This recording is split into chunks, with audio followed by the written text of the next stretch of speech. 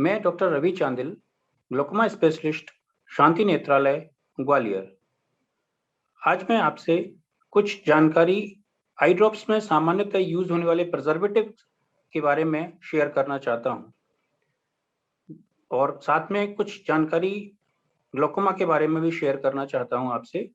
Glaucoma है क्या? Glaucoma basically आंख की नस की एक बीमारी है जिसमें आंख का दबाव नस की सहन करने की क्षमता से अधिक हो जाता है और नस सूखती जाती है।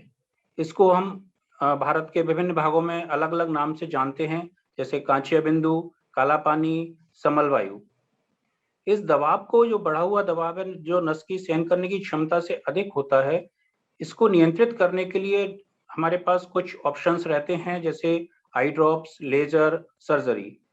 आई ड्रॉप्स का यूज काफी मरीजों में किया जाता है और ये लंबे समय तक या जीवन भर चलती रह सकती हैं। सामान्य तौर पर एक आई ड्रॉप जो होती है वो 1 महीने, 20 दिन या 25 दिन चलती है।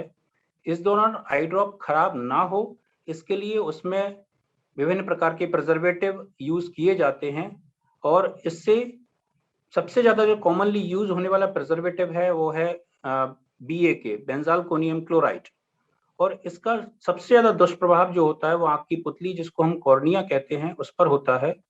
और चूंकि ये ग्लोकोमा की दवाइयां बहुत लंबे समय तक मरीजों में जीवन पर्यंत चलती हैं, तो ये प्रिजर्वेटिव का दुष्प्रभाव जो होता है ये एड ऑन होते होते बहुत ज्यादा दुष्प्रभाव होने लगता है और कई बार इस दुष्प्रभाव की वजह से मरीज जो होता है वो दवाइयां यूज करना स्टॉप कर देता है और उसका ग्लोकोमा आगे बढ़ता जाता है।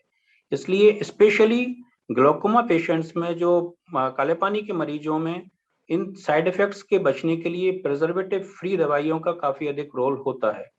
यदि प्रिजर्वेटिव फ्री दवाइयां उपलब्ध नहीं हो पा रही हैं, तो उन कंडीशंस में हम चाहें, हमको ऐसे प्रिजर्वेटिव वाली दवाइयां यूज करना चाहिए जिनको हम कह सकते हैं सेफर प्रिजर्वेटिव। एग्जाम्पल के लिए, जैसे SOC, स्टेबलाइज्ड ऑक्सीक्लोरो कॉम्प्लेक्स, और आयोनिक बफर सिस्टम, और सोडियम परबोरेट।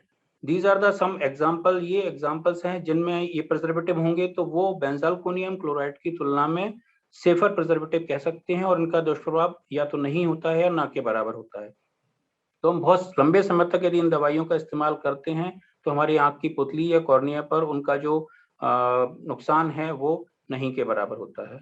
तो ये जानकारी मैं आप लोगों से शेयर करना चाह रहा था। धन्यवाद।